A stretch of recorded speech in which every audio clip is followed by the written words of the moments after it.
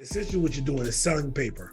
So you're selling paper and pushing paper. So what I mean by that, let's say you somebody inherited a house in Florida.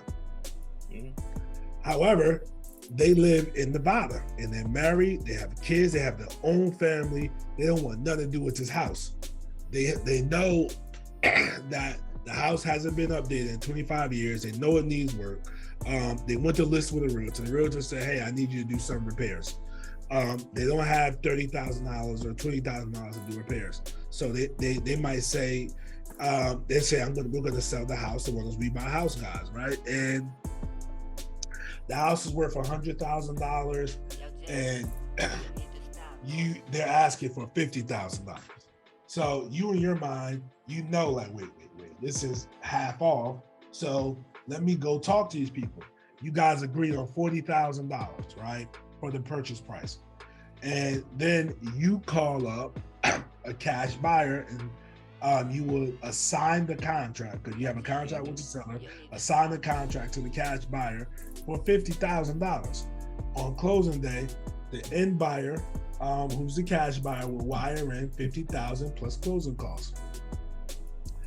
He gets the property, seller gets $40,000, you walk away with a check for $10,000 for finding. I built this me, brick by brick.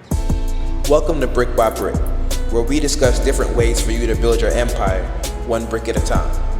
We discuss everything from real estate, e-commerce, stocks, crypto, and more. Whether you're an entrepreneur, working a 9-to-5, or in the streets, Brick by Brick is here to help you get to the next level. Let's go. Listen, we just had a great conversation with the brother Nasar, the real estate guru. We talked about tons of stuff, from how he got in the real estate game, how he lost his job and really jumped all the way into real estate. Talked about favorite movies, music. Oh man, like incredibly great conversation. And listen, y'all are gonna love what we discussed, what we spoke about. So much game, so much info, man. So man, how you feel about it, Greg? It was a beautiful conversation, like as always. And I mean, it was very honest. I mean, just giving information, giving game. And I mean, if we keep going, all of us, we're going to push our culture forward, like in a real way, in a real way. Like we've seen it decades and decades ago. And like at this point, it's kind of our turn to make sure that we keep pushing our culture forward. Like, yep. And I mean, I appreciate that, brother. I really do. For real. That was a great conversation. I would say the some of the free game that we want to give y'all, even just to kick it off, is, man, look, or just some inspiration, is what we're doing right now is we're building generational wealth and breaking generational curses. That's what it's about, man. Like, changing the timeline, changing the family tree, and making sure that like the kids, our future generations, and the nieces and nephews and all that, learn from our mistakes and build upon the foundation we give them, and just take it even higher, man. So y'all are gonna love this episode. Shout out to Nasar, the real estate guru, for jumping on with us. And another episode of Brick by Brick, man.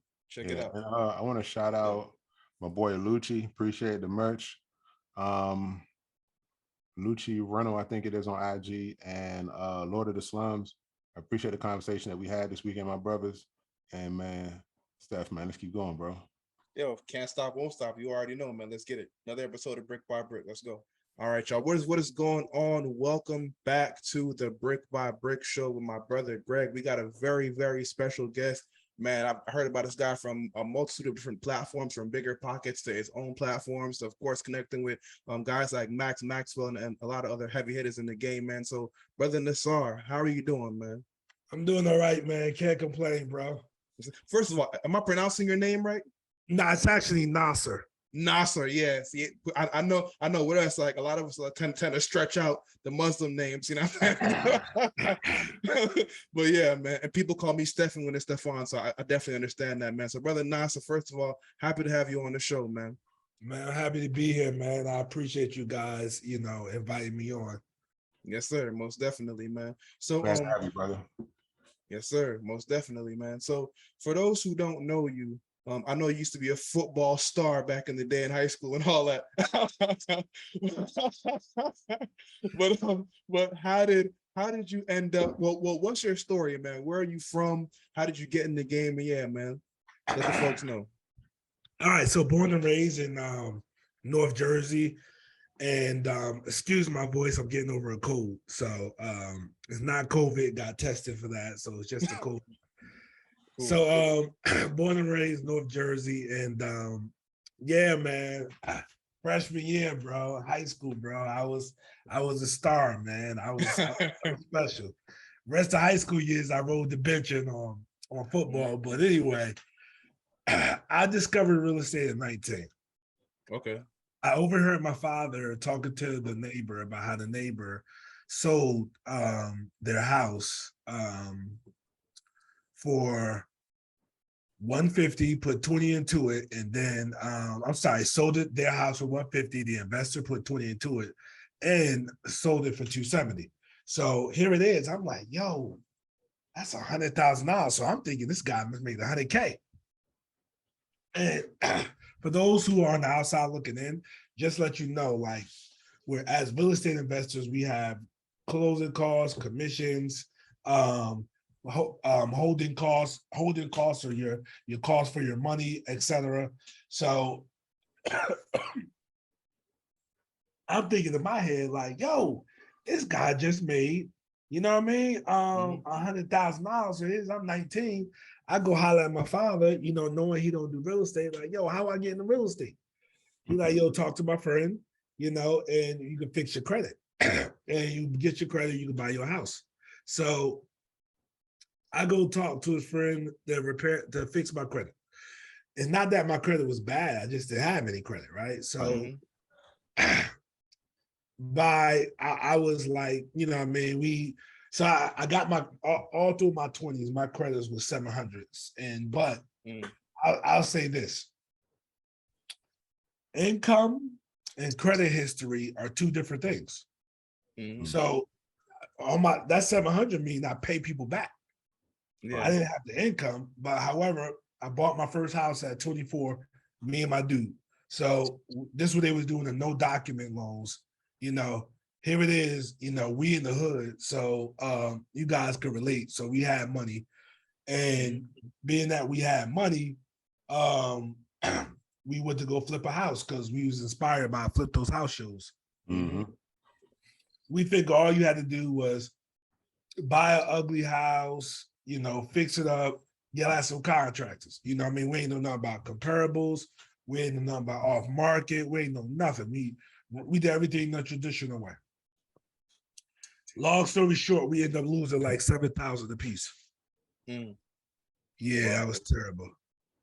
Wow. I mean, I know that's definitely part of the process, part of the game for real. So how did you guys overcome that loss? And honestly, like, how did that not just stop you from even continuing in the game?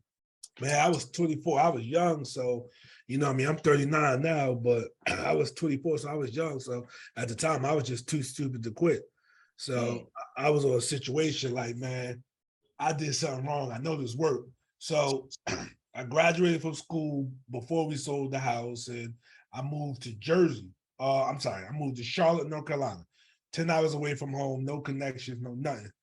And I wanted to get away from my environment. You know, as far as with me, I still had the real estate vision. A few years later, my partner, he ended up getting sentenced to like 30 plus years. Yeah, he's still in there now trying to fight that case. So yeah, but and that's the guy you lost 14K with? Yes, that's correct. Okay. Yeah, he like family, so you know, and he's still so he's still serving that. He got 10 in on that sentence. So he's trying to, you know, go through the process and hopefully get like a time served situation or a reduction. Because he lost trial. So with that being said, I knew that I had to start my life. And for me to start my life, I had to get out that environment. So you are who you put yourself around.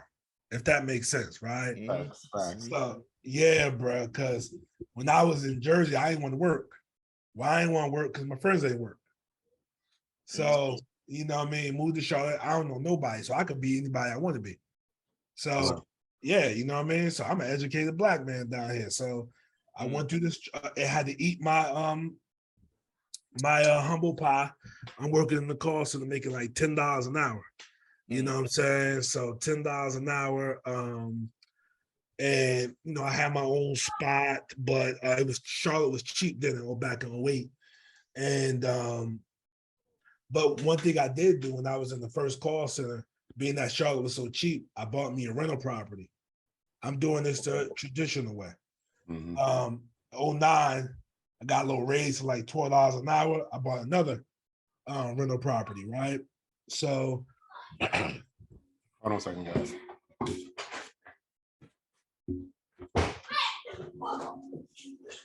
Yeah, we got the kids running around, real family vibes. So it's a family show. So yeah, man. Yeah, he came and legit opened the door quietly, then left it open. Then they decided to run amok in the halls. I'm like, yeah, that's not helping. Sorry about that. Yeah, man. So yeah. So I bought me a second rental property. So I went to go buy a third, and they told me like, "Yo, your debt to income too high." So I'm thinking my real estate career is over. I don't know nothing about creative real estate. I don't know nothing about invest in wholesaling, off market. I still don't know nothing about that. So what happened was I was reading this book, Rich Dad Poor Dad, and it said something that stuck out to me. He said before you invest in the stock market, you have to learn about the stock market. Before you invest in real estate, you have to learn about real estate. So I sat back and I said, yo, I never learned about real estate. So, you know, when you reading the books, like, cause I didn't start reading till like 26, you know what I mean? So when you reading books, you get attracted to the right person. Somebody was like, yeah, you know, Charlotte got a RIA, a Real Estate Investment Association. I went there. That was a no-brainer. Joined there. I found about wholesaling. For me, finding about wholesaling, man, I was just locked in from there. Found out about wholesaling in 2010. Did my first deal in 2011. I got fired from my last job. I was making like $38K a year. Got fired from my last job September of 2012. Next month it'll be 10 years for me. I've been without a job, and yeah, man, it's been a blessing. Once I found out about wholesaling, bro, that was a game changer right there, son.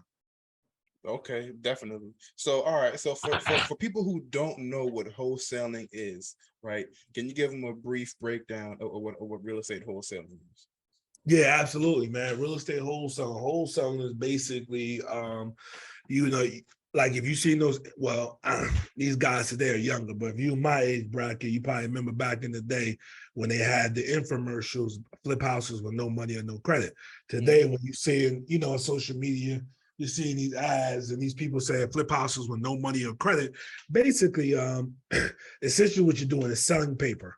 So you're selling paper and pushing paper. So what I mean by that, let's say you somebody inherited a house in Florida. However, they live in Nevada and they're married, they have kids, they have their own family. They don't want nothing to do with this house. They know that the house hasn't been updated in 25 years. They know it needs work. They went to list with a realtor. The realtor said, hey, I need you to do some repairs. They don't have $30,000 or $20,000 to do repairs. So they might say, they say, we're gonna sell the house to one of those We Buy House guys, right? And the house is worth $100,000, and they're asking for $50,000. So you in your mind, you know, like, wait, this is half off. So let me go talk to these people. You guys agreed on $40,000, right, for the purchase price. And then you call up a cash buyer and you will assign the contract, because you have a contract with the seller, assign the contract to the cash buyer for $50,000. On closing day, the end buyer, who's the cash buyer, will wire in $50,000 plus closing costs. He gets the property, seller gets $40,000, you walk away with a check for $10,000. for finding that good deal. Yep. And you could do this all across America. Yep. And yes. now go ahead. I only want to cut you, but I know you in the zone. Nah, man, you can do this all across America, just literally creating money out of thin air.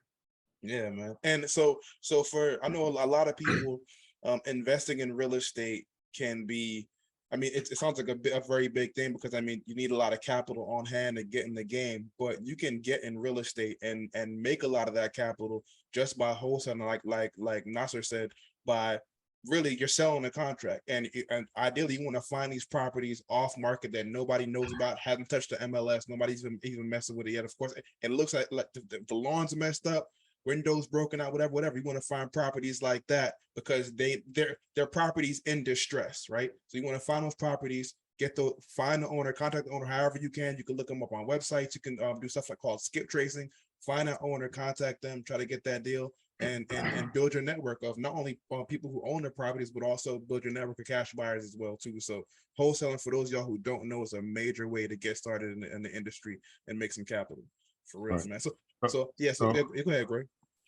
So as the Doru, if you're talking to someone that's just beginning, don't even fully understand wholesaling, right? What would be like the first 2 or 3 steps you would tell them to take to get rolling in the business? To get rolling the business, you're looking for motivated sellers, right? So as real estate investors, we're not looking for properties for sale. We're looking for properties on sale, okay? So the majority of the market can go list with a realtor, get full price or close to it, right? We're dealing with a small segment of that market, right? The minority of that market. And what I mean by minority, we're dealing with a small percentage of sellers, but you can still create a 7-8 figure business off of these sellers. But there are sellers everywhere throughout the United States that have problems, right? We're dealing with people who have problems. Foreclosure. I need to sell my house fast. Job relocation. Divorce. Inheritance. Passing in the family. Somebody, hey, listen, I got to pay for some medical bills for my loved one, whatever the case may be. They need to move this house fast, right? So, and these are just some of the reasons. There's many more reasons people will deal with you. So with that being said, you need to look for motivated sellers. You're not looking for sellers, motivated sellers. How do you find motivated sellers? What I would tell that individual is go drive for dollars or put out bandit signs. See, I was just about to ask you if it still made sense to drive for dollars, but absolutely, bro. That's how you can get deals, driving for dollars, man. So yeah, that's a great way, man, to get in the game. That's how I got in the game. Yeah. Okay. And for those who don't know, driving for dollars is basically putting some gas in your car, driving a neighborhood, looking for all these houses with the grass, the mail piled up out there, the old broken windows, whatever the case may be. Get that address and kind of go back to skip tracing and finding who owns it, talk to them about, and kind of convince them into signing a contract with you for selling it, right? Yep. That's correct. Yep. And a lot of people even look at that, they look at it in a negative light, but at the same time, what a lot of folks don't understand is that, and we've discussed it before, Greg, Nasser, you know this, real estate is a people's business. And of course you want to get capital so that you can invest and do what you want to and do what you need to do. But at the same time, what you're doing is you're providing a service, you're providing value, and you're helping people. And that's what real estate's about. That's how you build your name up, build a reputation up, by being of service, being of value, and helping people out. And on top of that too, you're actually helping to make communities even nicer, because if there's 3, 4, 5, 6 nice houses, but there's one eyesore on the block, you can be the person up, kind of clean that up and make that community look a little better, man. So that's cool. Absolutely. Yes, sir. Okay, so you were wholesaling, and before we even get into that, because Greg, you kind of slipped this in, and of course we got the big logo in the back, right? So you are Nasser, the real estate guru.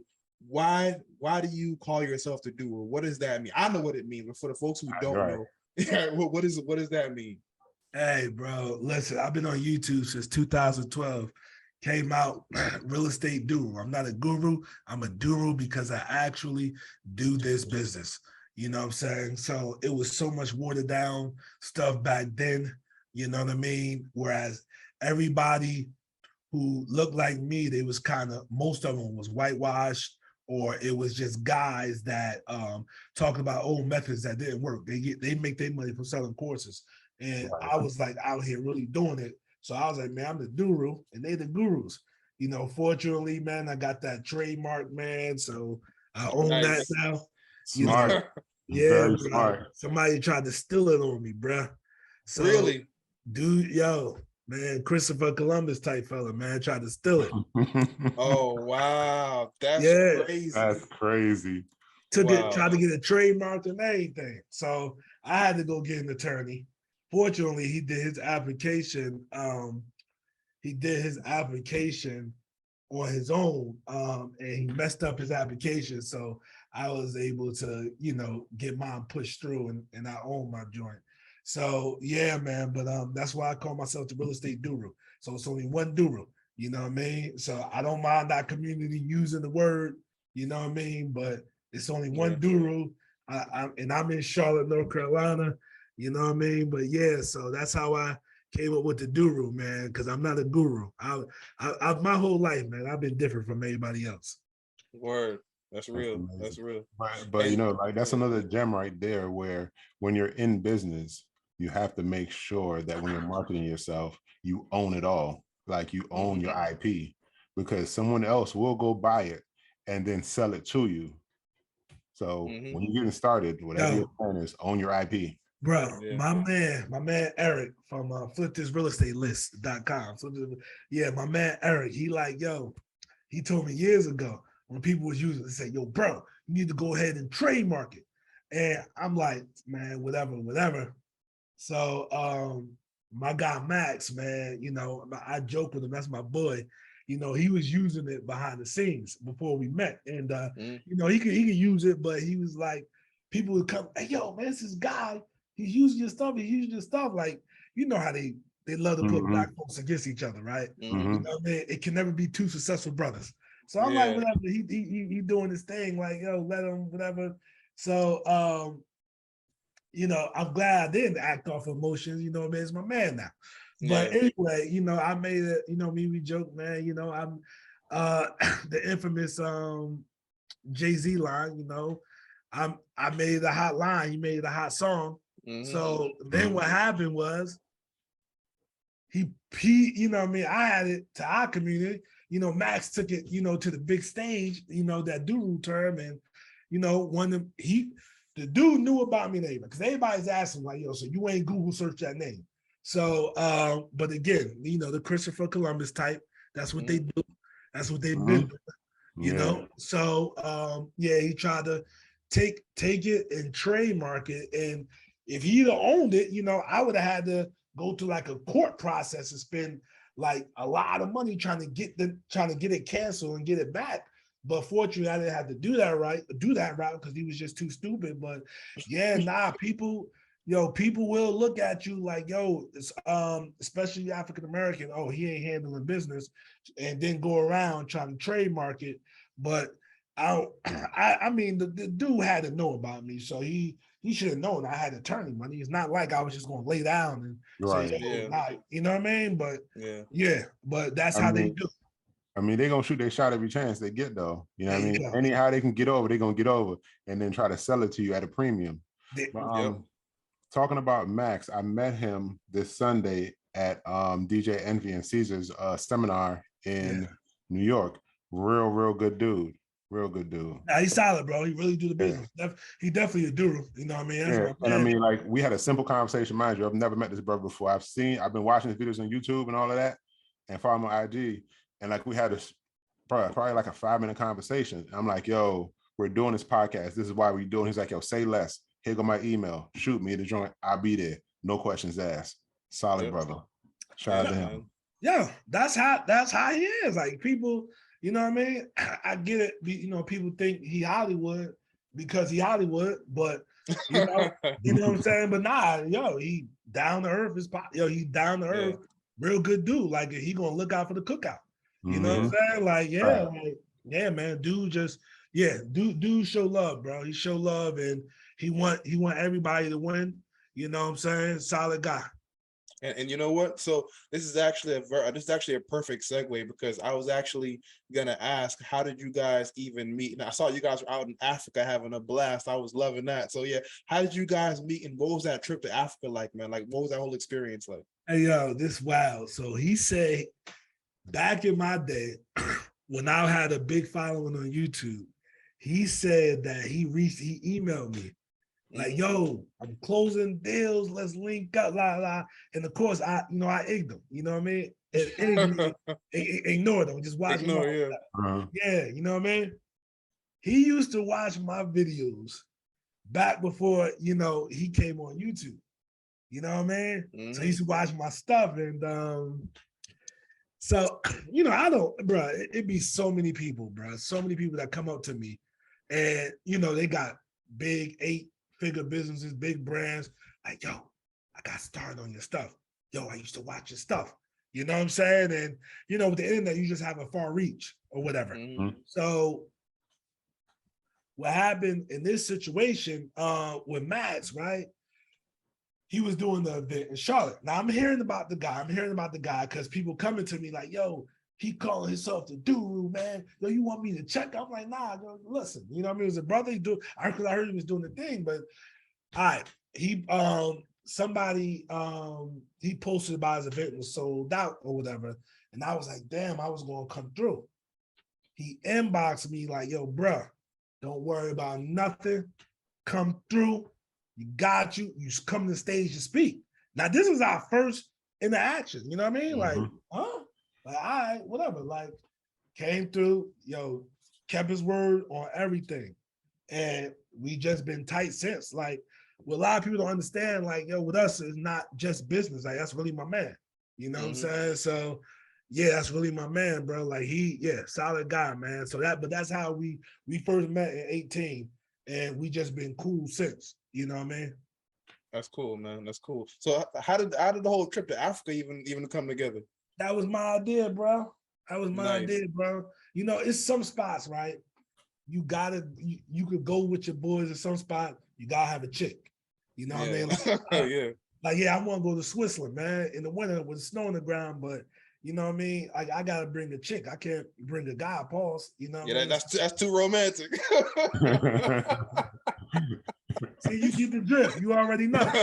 So so I'm like, yo, let's go somewhere. I'm like, yo, bro, let's go to Ghana. He like, bro, just buy the tickets and we doing it. So that's just how it started. And me, you know what I mean? I got the ticket and we went to Ghana, and he a little smarter though. He gonna do the research and everything that's there. The only thing I wanted to do was like, yo, I want to go to the door no return. That's the slave castle, whereas that was the last place they were before they went to the new country. You know what I mean? So Max come back, yo, watch this video. We got the whole itinerary, whatever. We go over there. Yeah, we had a great time. You know what I'm saying? Now, bro, it was like, but when I was Max, it was just all business. People call him Max Maxwell's here. Max Maxwell. You know what I'm saying? Like, he got this big international brand. You know what I mean? So yeah, like we was with politicians and all that when we was over there, bro. So it was, it was. That's fine. It's real cool. Like when I travel, right? When I travel other places, bro, like I'm trying to be low key. Like I might post pictures after because I don't want to turn it into business. Yeah. You know what I mean? Yeah, it was crazy. Like, cause we was on TV in Africa, you know what I mean? Whatever. But it was people coming up to me like, yo, I've been following you on YouTube for a while. What? Like, we in Africa, we in the motherland, you know what I'm saying? Yeah. So but like with me, like I like to travel, you know what I mean? I like to be low key so I could really, just enjoy the vacation. Because, when we at home, it's all business for people like us. Yeah, it's grind time. You already know how that goes, man. That's awesome, man. That's awesome. So yeah, definitely, I definitely got to make that Ghana trip. And on top of that, to me, I feel like between Ghana and Nigeria, that's where a lot of our people out here in the West are actually from too. So it's great to reconnect and go out there, man. Majority, I forgot the percentage, but the majority of slaves came through Ghana. So you're right. Majority would have, and Ghana is modern. I'm sorry. Accra. We was in Accra. Accra is modern. So from what we was told, Nigeria, Lagos or whatever, that's like New York City and LA. You know what I mean? Yeah, I heard that. Yeah, and Accra, bro, they know how to party, bro. They closing down like 4 or 5 in the morning, bro. And what really freaked me, what really threw me off, right? We grew up in America thinking these people poor, bro. They don't have no mortgage system. Yeah, it's cash, or you don't have it. Right, it's cash or it's cash. There's no way around it. Yeah, it's cash or cash. Everything is cash, so that's why it's not so developed. Like the whole country might not be developed and modern, because you have to keep in mind America had 400 years of free labor, and then head start. Yeah, so they had the head start, and then when the head start stopped, they said, "Yo, we're going to do this credit thing and by law issue credit to the white people and nobody else."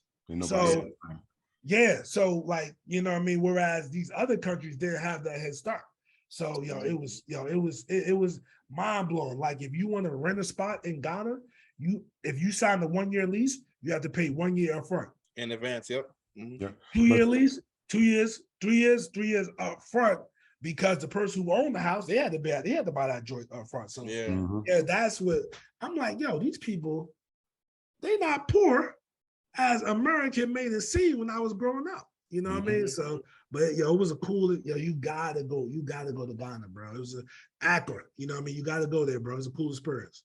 It's actually so. I'm actually planning to do that. One, I know they got like a Chale Wote festival out there, so I'm trying to make that move. But on top of that too, so I got a company similar to Airbnb. It's called No Airbnb, but kind of focused on the Black community. We actually partnered up with a company called Cesso Global that's helping African Americans actually be able to buy land and buy property and apartments and the whole nine out in Africa as well too. So I gotta go out there just personally. We got to go out there, fam. But on top of that, trying to do some business and help the Black folks in the West connect with their motherland back as well too, man. So yeah, man, that's a goal, most definitely. When you go out there, I'll plug you in with the people, because people already doing that initiative.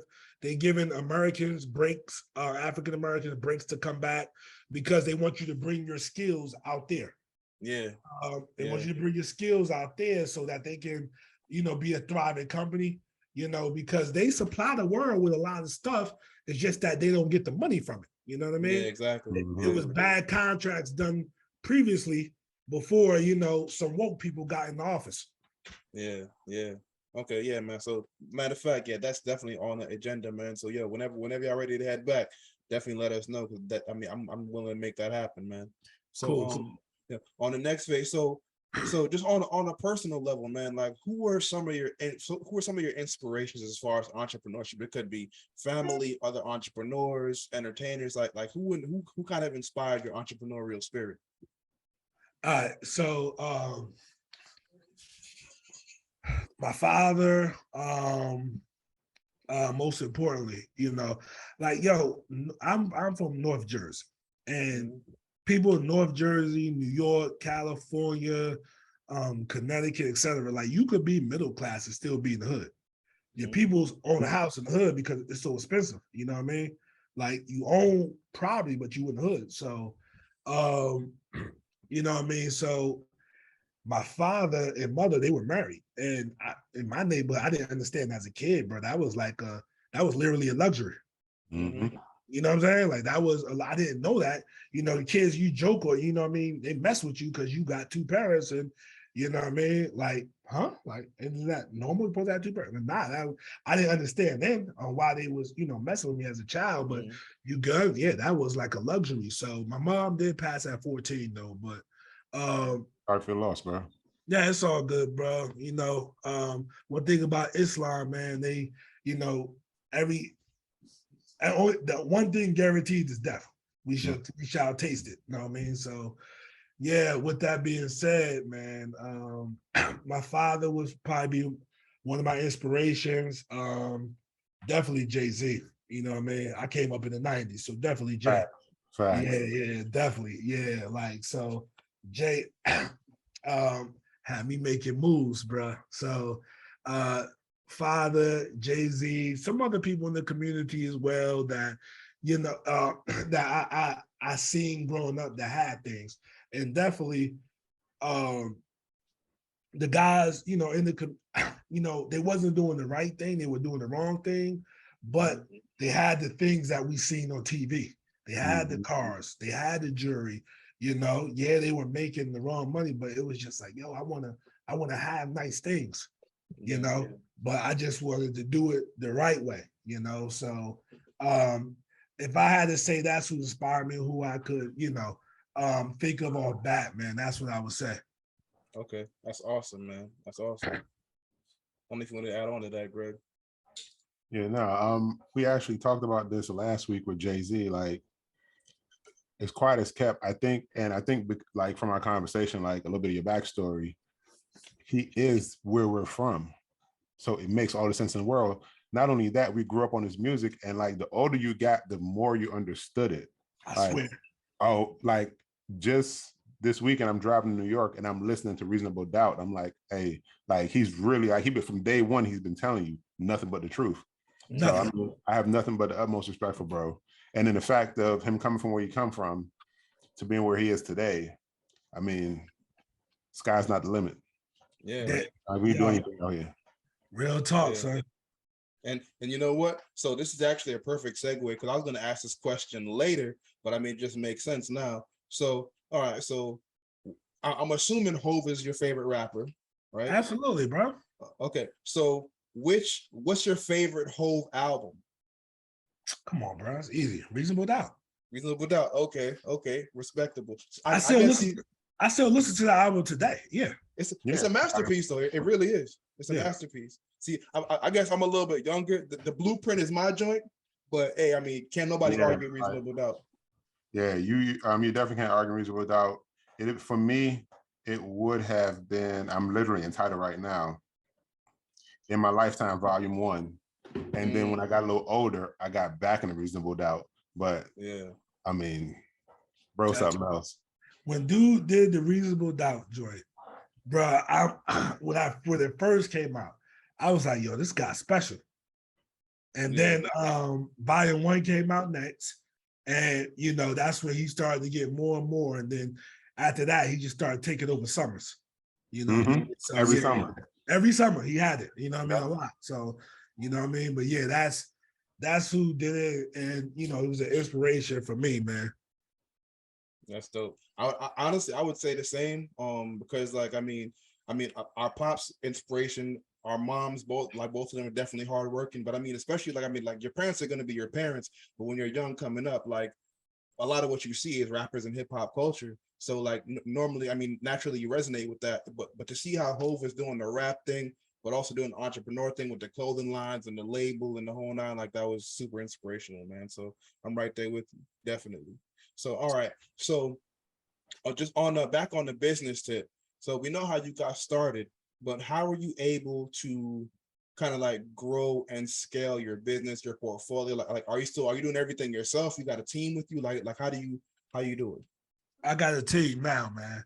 So I got a team, bro. And when you build a 7-8 figure business, 7 in my case, but yeah, you gotta have a team. You can't do everything by yourself.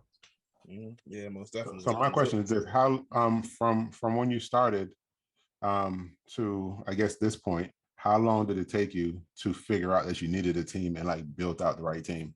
Like 3 years, like for being full time. So I did my first deal in 2011. I did my first hire in 2015. Oh wow. Okay. So like, well, who was that first team member? Who was that first hire? Acquisitions guys, because I wanted to remove myself from the phone.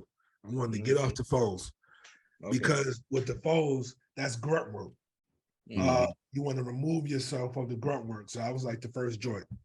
Okay, that's real. And for those of y'all who don't know, right? So when he says grunt work, I mean, if you're trying to build a business, you've got $5 an hour work, $500 an hour work, $5,000 an hour work. And as somebody who's building a business, you want to be focusing on the $5,000 an hour work and delegating the $505 task to somebody else. And that doesn't mean they're a lesser person, but if you want to grow the business and help your team and do what you need to do, you got to focus on the high level revenue generating tasks, man. So that's real.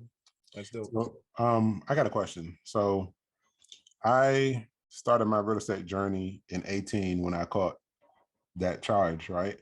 And I remember earlier you said when you bought your first house, they said that your debt to income was too high. So I just went out and bought my first 5 houses in my name. I'm like at the time I felt like I was fighting the clock. I figured it out once I went away, and then I started refining them out into my company's name. So now I'm up to like 8, maybe 9 properties. I got to go back and check. But I would really only, so all of 2019 started back 2021. So almost 2 years, well, a year and a half or so. But I got a good crew of my contractor now. Like, so I got a really good crew, but I want to more so understand wholesaling, because you making money when you're buying, but I haven't been able to put a good wholesale team together because I know I don't have the time to do it. So I've literally bought courses. Steph has bought courses, and like we've been giving them to people, trying to groom them into the position, but it really hasn't been working. So I don't really know how to go about setting that up at this point. Man, you're gonna have to do it yourself a few times. By doing it yourself a few times, from there, then you can start hiring out. Because you can't give nobody the course and say, yo, look, what you trying to do for you. I don't think that's necessarily gonna work, unless it's like with my guys, I invest in them. So I do like the sales and marketing courses. I let them go through that for sales and marketing, but a straight up wholesale joint, nah, you got to do that yourself because you're the visionary, you're the one who sees the purpose. And then from there, like the people you hire, you're giving them a job. Right. These are employees. So you're giving them a job. And what I mean by that, you're not giving them a wholesale business. So you don't want them to have the course. You're giving them a job. Hey, listen, this is what you do. You're the acquisition guy. You're going to make these phone calls. Making these phone calls, you'll get these deals on the contract, etc. And this is your task. That's all you focus on. And then when they start locking deals up, you get them sold, and then eventually you remove yourself from the dispositions. But you can't give them everything. So if you get a whole course, you might have them say, yo, listen, watch videos 5 through 10. Because 5 through 10 might be sales and negotiation. This is how I did it with the courses when I gave them a course. Because 5 through 10 might need the information they needed for their position. So that's all I want them to watch. Right. So they stay focused on their task. There you go. Got it. I mean, it makes sense. When you put it like that, it makes all the sense in the world. Because if I'm giving them the entire course, then they can just go off and build their own wholesale business. And I still, in my company, I still don't have this arm. There you go. Yeah. Got it. Okay. So as far as the, like, when you bring team members on, like, like you said, I mean, are you just giving them video 5 through 10? Like, do you have like training manuals? Like, how do you run it and delegate the tasks to your team members? I got training now, so I got like training videos and all that they can watch. Okay, that's dope. Right, cool. That's smart. It's very smart. All right, cool. So, couple more questions for you, right? So we've already spoken about Rich Dad, Poor Dad, and that's a book that we speak highly of. We were actually, a couple episodes ago, we were talking about finance and fatherhood, and that was one of the books that we mentioned, a major key for both of us. So what are some of your favorite books that have helped you just kind of be a better businessman, be a better man, better person, stuff like that? Rich Dad, Poor Dad, Think and Grow Rich, a Black choice. You Can Make It Happen by Stedman Graham, Richest Man in Babylon. Let me see. Compound Effect was a great one. Millionaire Fast Lane. Those were just some of the books that were really impactful in my life. Okay. Now, just 3 of those books you mentioned, we were talking about on the show a couple of episodes ago. We're talking about Rich Dad, Poor Dad, Richest Man in Babylon, and Think and Grow Rich. Now, I haven't read A Black Choice, and I need to tap into that. I've only read the first one, so I gotta tap into that one, and definitely on those other ones as well. Yeah, so I haven't read any of a black choice, a compound effect, and it's another one you said. Like I'm literally just writing them down. I'm like, okay, I gotta go check these out. Millionaire Fast Lane On your and fast Stef Greg, you can make it happen. But yeah, man, Think and Grow Rich is by Napoleon Hill. But there's another version extremely for black people. The family reached out to Dennis Kimbrough. Dennis Kimbrough was already doing it, but the family heard about what he was doing. And the family said, listen, we want to do a manuscript for black people, but since you already do it, Napoleon wanted to do a manuscript for black people, but since you already doing it, listen, we gonna stamp it. You just finish it up and give us the finished product. So that's basically what the book is written in the early 90s. Bro, and that's a black choice? It's called Think and Grow Rich, a black choice. Oh, I got you. Yeah. Think and Grow Rich, a black choice. Dennis Kimbrough, he did like a lot of books specifically targeted African Americans. He lived down in Atlanta now, but yeah, solid dude, man. He old, man, real old, but yeah, his literature is good. His literature is definitely good. He studies successful people and how they do it. Mm-hmm. Basically, he was EYL before EYL, if that makes sense. Right. Okay, but Yeah. that definitely makes sense. And yo, shout out to the Earn Your Leisure guys, man. Big inspirations. Love what they're doing as well. For sure. Good dudes. I actually got to chop it up with them over the weekend as well. Really good dudes. That's dope. That's dope, man. Appreciate So them. all right, so we got one more question for you, Nasar. All right. So what is your favorite movie? All right, hold on, bro. Hold on.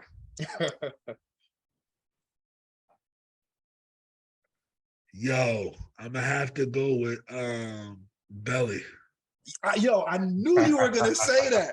I knew you were, yo, before you said it, I knew you were gonna say that. All right, so why is Belly your favorite movie? I mean, I know the era and the time we come from, where we come from, but why is it special for you?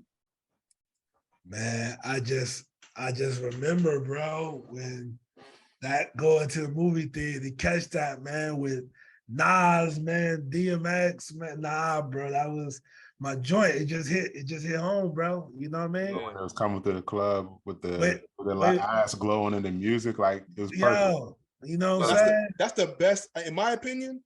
I'm a cinema movie guy. I've seen all kind of movies, but to me, that is the best movie intro of all time. Between the instrumental, the slow-mo, like crazy. Crazy, bro. But let me say this though. My grandfather buried Malcolm X. Wow. All right. So I'll say this and say that, right? I'll say the ending of Belly was before their time. Yeah. And in North Jersey, Newark to be exact, there was called Buried Secrets. Somebody from Newark killed Malcolm X. Yep, I heard about that. Yep. Yeah, it's a documentary. Who killed Malcolm X, and somebody did it, and whatever. The CIA, FBI, NYPD all had their hands on that death. You know, just one group just took it further with actually hiring the guy. You know what I mean? Than other, but they all had hands in on that death. And with that being said, man, Belly basically gave us the ending on how X passed. Yeah. You know what I mean? They basically gave us the ending, like when DMX, when the white cop approached DMX, said, "Listen, you in trouble, you in big trouble, but if you can do this for us," and then the movie goes off, which essentially that's how X passed. Like, yo, listen, you in trouble, but you ain't got to go to jail if you could just help us out with this. Right. That's crazy. Yes.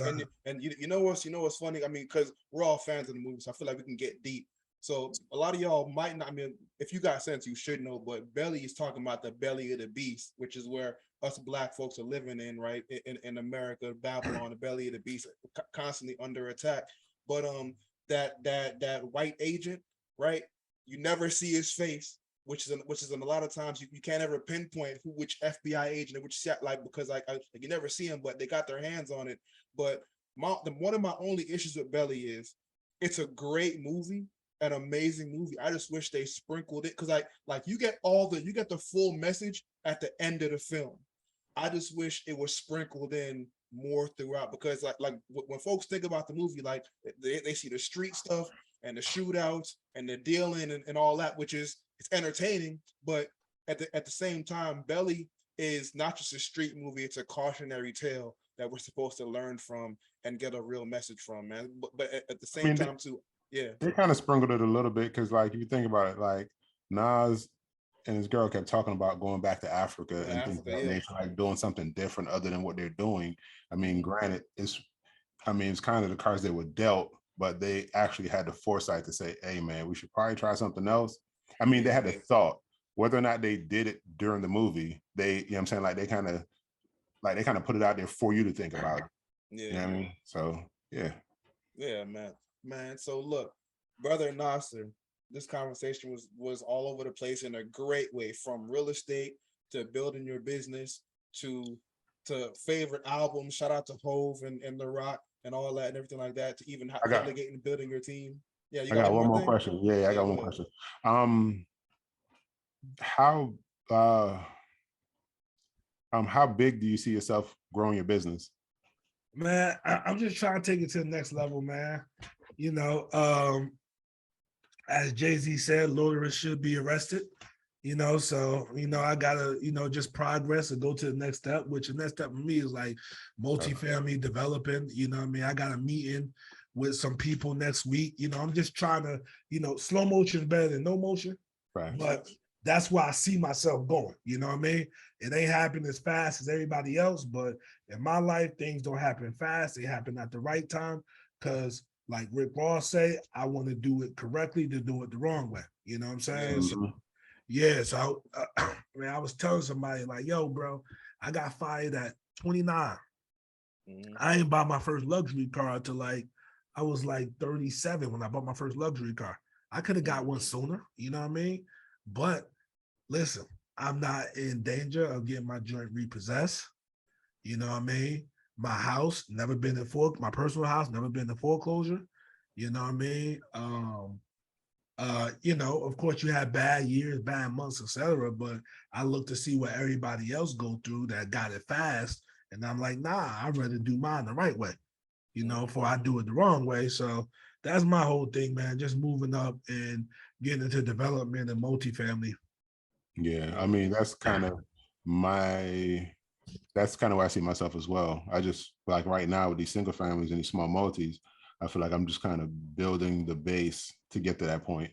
I love your mindset. And I think like a lot of us should have that switch where we're not chasing the luxury cars. Like I came home and I've been driving a pickup truck that I had before I left, but I kind of do construction. So it works. But every day, like I talk to my brother, like, yo, man, yeah, I seen that new 911 Turbo. I kind of want that.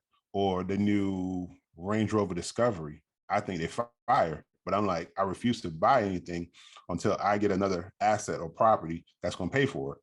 I don't want to pay for it myself. Like I refuse to. Like we did that for far too long and it didn't work. So, I mean, I love your mindset, bro. Yeah. Absolutely. Appreciate that, bro. Absolutely. And listen, for everybody who's listening, man, like, yo, the lesson that y'all want to get from that right there is, 2 words: delayed gratification. It's going to be new whips and new everything coming out every year. But like, if you make the right investments and the right moves, everything that you work for can pay for all that stuff. And you never have to worry about repossessions, foreclosures, and all that, man. And I think a big thing I got from that too, it's a quote that I live by now. It's called slow is smooth and smooth is fast, right? So even while you think you're moving slow, if you take your time and do things the right way, you're actually moving very quickly and efficiently. Because if you just do things quick, then you're making mistakes and you're taking more time than you otherwise would have, man. So delayed gratification and slow motion is better than no motion, man. So Nasser, the real estate dude, was there anything else you want to say to the people? Like, listen, tell them where they can find you, where they can follow you, the whole nine. All right, well, you can find me on Instagram, Real Estate Doru. That's Doru, D-O-R-U, because I actually do this business. So Real Estate Doru on Instagram, YouTube. Those are my most active platforms. I'm on TikTok, Twitter, Facebook. Not that active on those, but YouTube and the gram. TikTok, I'm trying to get more into it, man. They gotta bear with me, brother getting old.